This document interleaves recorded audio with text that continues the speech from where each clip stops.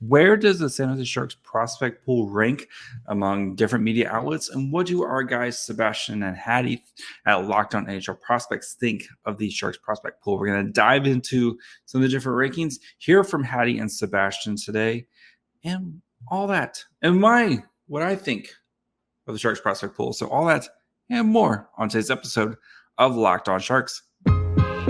You're Locked On Sharks, your daily podcast on the San Jose Sharks.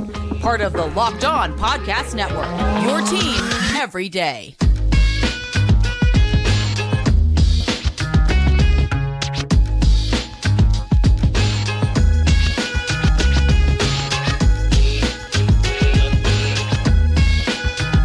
Hello, welcome to Locked On Sharks, the premier hockey podcast covering your favorite team in the Bay Area. My name is JD Young, contributor at Inside the Rink.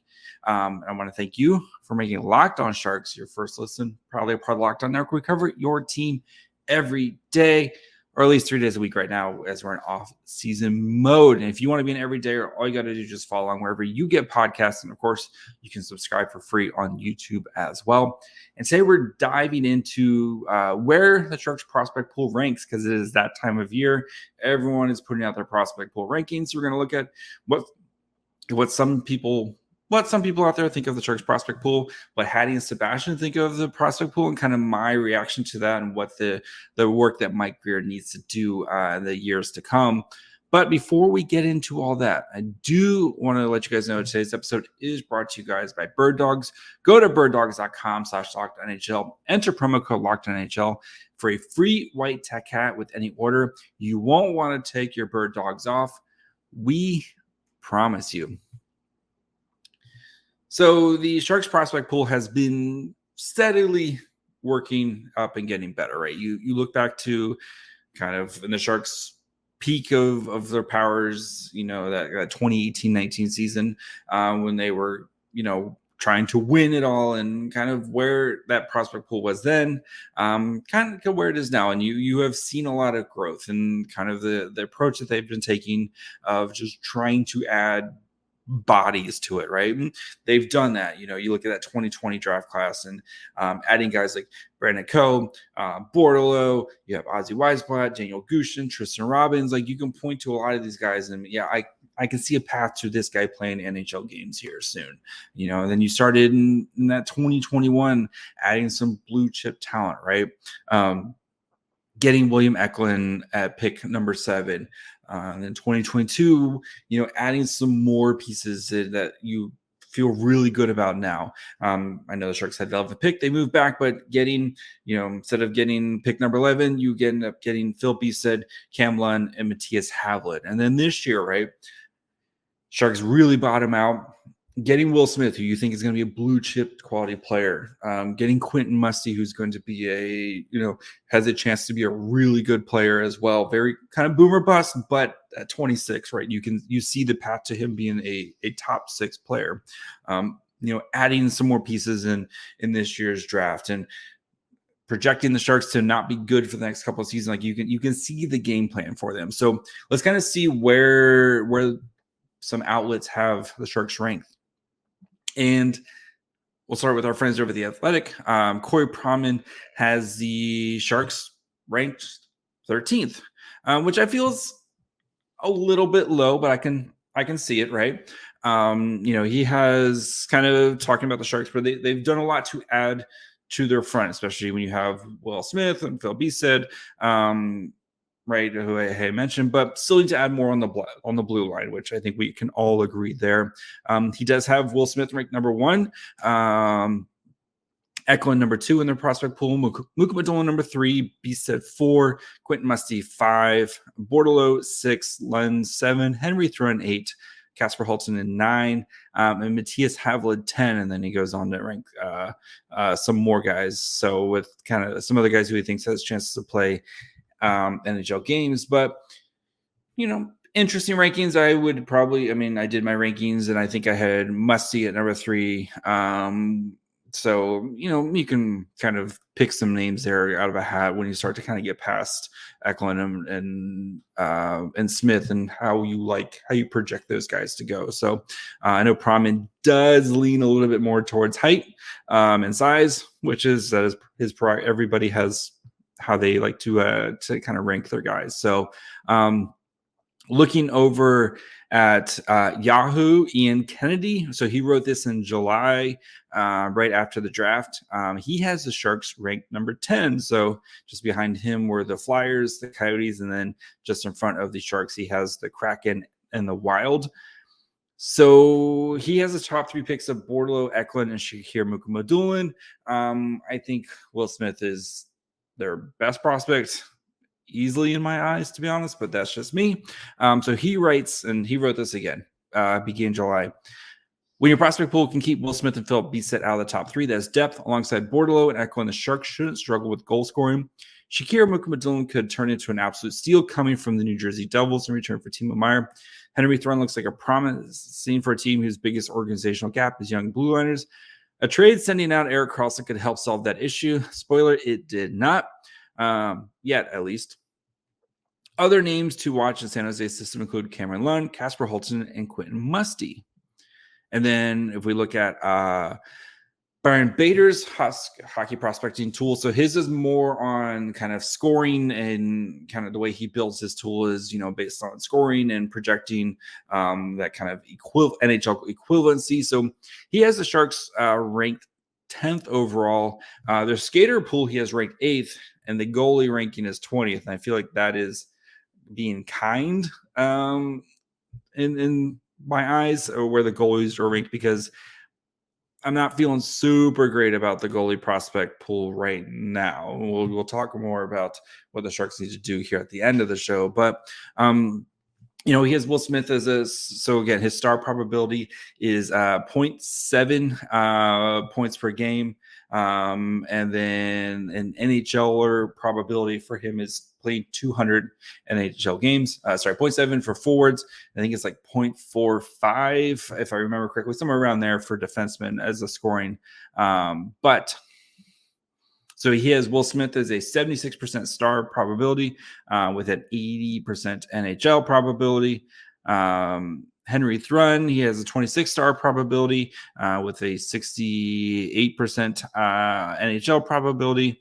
And then Eklund, he's got third at 22% star probability with a 92% NHL probability. And then he's got Musty fourth at 20% and 62%, which again kind of goes in that boom or bust type mode with him. And then Luca Cagnoni at number 5.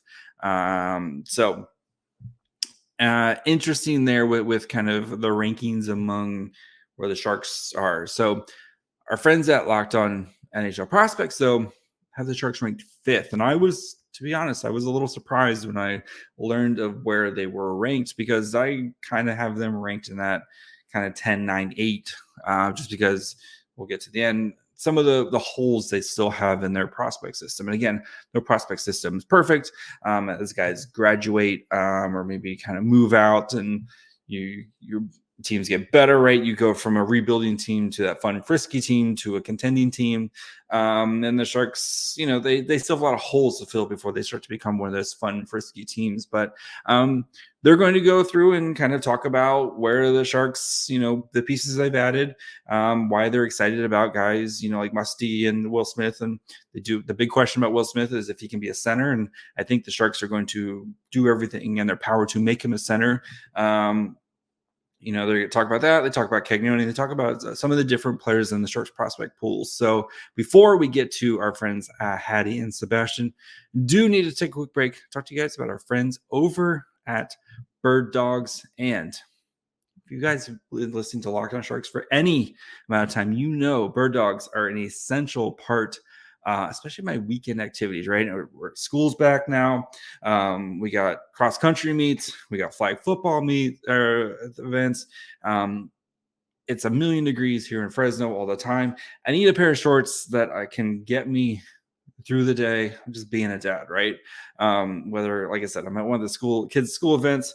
Maybe we're at a Costco. Maybe we're at Target. Maybe we're going to the brewery. Maybe, we're going to a concert. Whatever we're doing, I need some shorts where, one, they'll keep me cool, and two, I look good in them. And that's where Bird Dogs comes in. They have the anti-stink sweat wicking fabric that keeps you cool and dry all day long. They have the built-in underwear, which I was skeptical. I'm not gonna lie, I was very, very skeptical about the built-in underwear, but it is an absolute game changer. It keeps things cool. It keeps things from sticking. You know what I mean? If you want to try some Bird Dogs, I'm going to make it super easy for you. Go to birddogs.com/LockedOnNHL or enter the promo code LockedOnNHL for a free white tech hat with your order. That's birddogs.com/LockedOnNHL or promo code LockedOnNHL for a free white tech hat. You won't want to take your Bird Dogs off. We promise you. So we're going to get right into it with team number 5 in our prospect pool breakdown. We've got the San Jose Sharks. Now the Sharks are an interesting one. They've got a lot of depth in some decent positions. What I really like, though, is the prospect quality up top. They just added Will Smith in the 2023 NHL draft with their first pick of the draft, and that was a decent pickup.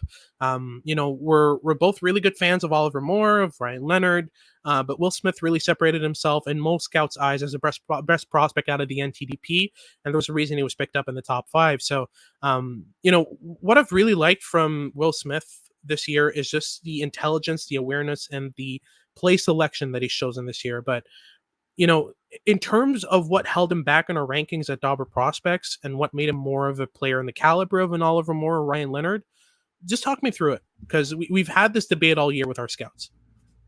Yeah, for sure. I mean, in the end, Smith did end up being our top-ranked NTDP player. Yeah. But I think what kept him maybe one step below where other scouts and more likely a lot of NHL teams had him for us was that we were a bit concerned with just how reliant he was on his superior intellect in the USHL context. He was really outthinking a lot of opponents and was relying on the extra space and time that he was able to make for himself. And that's what really enabled him to flash his skills when he had that space and time. And while I have no concerns with his problem-solving skills and being able to improvise, I am a little bit curious to see just how he adapts in terms of how he plans attacks at the NCAA level.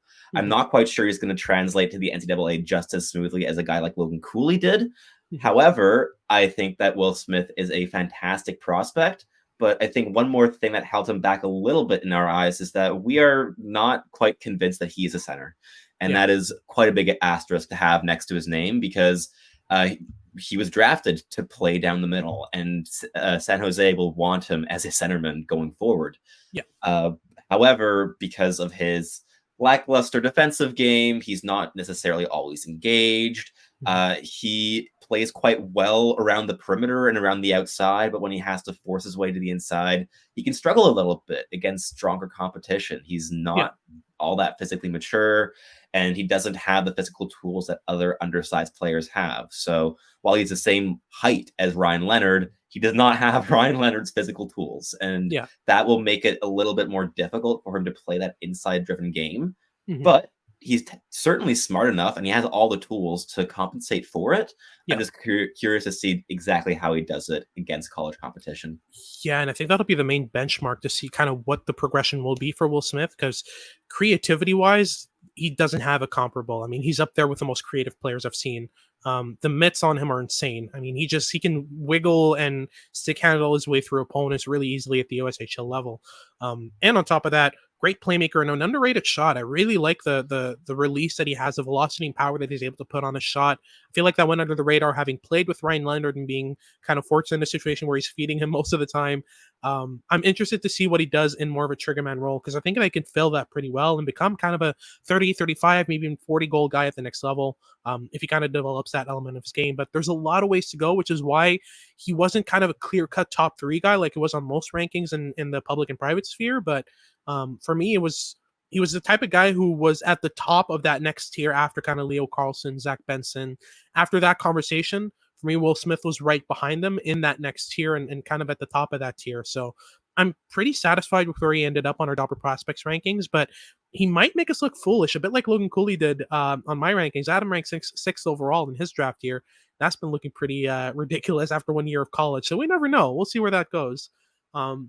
But moving on from Will Smith, there's still a decent amount of prospects to mention for the Sharks, and that's why they're so high in our rankings. Is that their prospect pool depth is really interesting. Now they have William Eklund, who just graduated.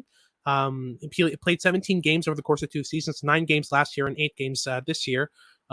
So he's out of the picture, but we still have Quentin Musty, who was picked up much later than he should have gone. For me, he was arguably in the same tier as Will Smith in terms of the quality of his upside. We're talking about a guy who's really raw, who does need to develop his game in certain areas. His decision-making is still inconsistent. But what was really interesting to me is that at the start of the year, after he had just come back from mono, I was having a lot of trouble seeing him kind of develop his hockey sense into a quality. For me, it was a clear weakness in his game. He had all the tools in the world, but not much of a toolkit to put it together and put it to use. But by the end of the year, my later viewings in March and April of Will Smith, of Quentin Musty, it became very clear that not only was his hockey sense not a weakness, it was probably his biggest strength, which was very interesting to see combined with his skill set, because he's a big guy. He can skate fairly well. His stride is a bit wonky, but the output is pretty good. He's got a fantastic shot. He's got fantastic hands. Some of the best playmaking elements in this draft. I mean, skill-wise alone, he's probably a top 5 prospect. It's just the question marks outside of that really kept him outside of that conversation, and why he ended up in the 20s. But for me, Quentin Musty, for me, just really screams high-quality, high-upside player who will need a lot of time. I'd be surprised if he's in the NHL by his 3rd or 4th year. But still, this is a prospect who could very well become a high-end first liner. Anything I didn't mention that you want to talk about for Musty? He's really good. That's about it. I think you covered both bases there. Yeah, absolutely. Outside of that, we've got a couple names. I'll let you talk me through them. Especially on D, there's some interesting options for San Jose. For sure, but I'll leave one particular defenseman up to you. But I'll start off with one of my favorite players in this prospect pool, Daniil Gushchin. This is a guy that I have loved since the draft year. I thought he was awesome in Muskegon in the USHL in 2021 or 2020. I think it was 2020. But whichever year it was, he was awesome, and he went on to play excellently in the OHL. I got to watch him live a couple times, and he was always the best player on the ice, and he just continued that trend going into the AHL, and even got into 2 NHL games, and he's a point-a-game player in the NHL. So, Daniil Gushchin, my boy, I'm very proud of him. But this is a player who's extremely skilled. He's very, very intense. He plays with tremendous pace. He's a very, very good playmaker. He has a plus-level shot. He has all the tools to be a really effective middle 6 contributor, especially offensively. But he's also been really growing out his defensive game, and he's built himself quite a nice fallback game if the offense doesn't quite hit like I think it will. And he's one of my favorite players in this pool in terms of enjoyability of watching. Absolutely. But there's so many names in here. I mean, guys like Brandon Coe and Tristan Robbins are awesome. Same with Ethan Cardwell.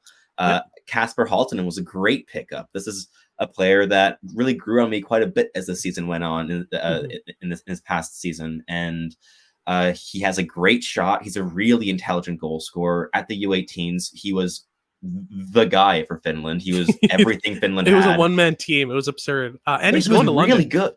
And he's going to London in the OHL. I think the OHL is going to be really good for him in terms of developing, because he was a bit reliant on the extra space he had on the Finnish ice, especially in junior hockey, and learning to play within, especially playing like through contact around the slot. And I'm hoping to see him develop a better bumper goal scoring game when he has a lot like less space to work with.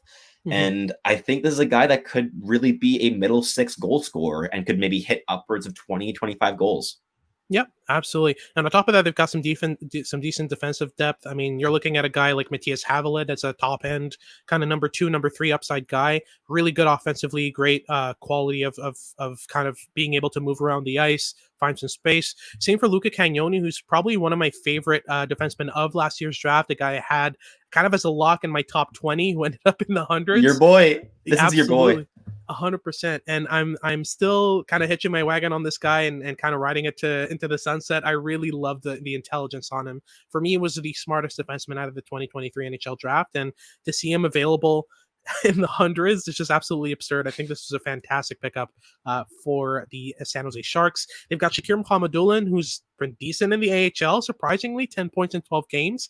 He's always been very chaotic to me. But we'll see where he goes, because a lot of his decision making is iffy, but he's got a lot of really interesting tools. So I'm curious to see how that develops. Absolutely. They've also picked up Henry Thrun for a draft pick, which is a pretty decent piece of work. So defensively, they got a decent amount of upside. Goalie wise, I mean, they are lacking for me so far, but we'll see where that goes. They still have a couple drafts to kind of round that out, but I think adding a really good defensive, a really good goaltending prospect would really catapult San Jose into the top 3 conversation. All right, so pretty interesting what Hadi and Sebastian thought about the Sharks prospect pool, and kind of the approach, right? They have a lot of depth, like I mentioned earlier, right? You got Bordelot, you got Robbins, you got Weisblatt, you got, a bunch of these guys, but I still think there's 3 issues that the Sharks need to address, and this isn't going to happen overnight, right? Mike Grier is in year 2 of this rebuild, and year 1 legitimately of like actually being in it, right? Not just kind of showing up to work and then trying to put out a bunch of fires the next day. But I think the first thing is they still need blue chip talent. They more blue chip talent, right? You look at successful rebuilds that have kind of gone through, right? And you kind of point to the Devils as kind of being that next team, right? And they've got some luck. That's part of it, right? Gained some luck drafting early. That's part of being bad, but winning the lottery, kind of moving up in the lottery. And you look at, like the Hughes brothers, right?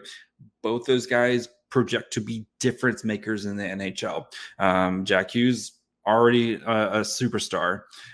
Luke Hughes looks like he's going to be just an outstanding player. You've gotten a bunch of guys that they have drafted early and who have hit and developed, and it looks like they're going to be flush with talent for the near future, right? The Sharks need more of those, and you can point to Eklund, who I think is going to be a star. Will Smith, who has a chance to be a superstar in the NHL. Quentin Musty, very boomer bust, but if he hits, he's going to be a star type of player. Difference makers, guys you can point to who can change games, and we know that's what wins in the NHL. Those difference makers who can do something special and just put a team on their back if they need to and win a game. The Sharks just need more of those guys. So I think that was the first thing. And probably going to have a chance to address that in this year's draft, because they're probably going to be bad. Again, picking, potentially top 3. Number 2, they need a dude on the blue line, right? Someone who can kind of help slot in the rest of your blue line prospects. Right? Mukhamadullin you like, but you probably want him more as a 2 or 3. Same thing with Havlet, same thing with Cagnoni. You probably want these guys more as your 2s or 3s and not your best defenseman. And they still need that. So if the Sharks, if they're somehow aren't picking in the top 5, maybe they're picking at 6, 7. I want them to be the team that's the first team to pick a defenseman in this year's draft. Again, if they're not picking in the top 3, you should be the team picking the first defenseman, because this year's draft class is projecting to have a lot of good defensemen and in the top 10. So that can help solve more blue chip players and a blue chip defenseman. That's help kind of slot in the rest of your guys. And then you're not hoping for your Cagnonis to work out, your Havlets to work out. You can kind of, if those guys work out, that's even better for your system, and they're going to work out and be kind of more natural roles for them. So, and then we all know the goaltending, right? And was really hoping the Sharks would take a swing on a goaltender in this year's draft. Mike Grier said this didn't really work out with their board. I think there was a bit of a run on goaltending in that kind of end of the second, beginning of the third, and the Sharks really just weren't able to, or kind of, and that second round, there was a lot of kind of a goaltending run. The Sharks just kind of missed out on it, and that happens. But they need to be aggressive in trying to find a goaltender, whether it's acquiring a prospect, which is hard to do, or just getting one in the draft. And that should be one of their top priorities, walking at it with a goaltender they feel can be the guy in the future. And I know goaltending, it's hard to project. A lot of different factors go into it. But if everything works out right, the Sharks have a chance to kind of maybe hit all three of those in one round this year, right? If the Sharks are really bad, they get a top 3 pick. They're going to get another blue chip player to add to their pipeline among the forwards.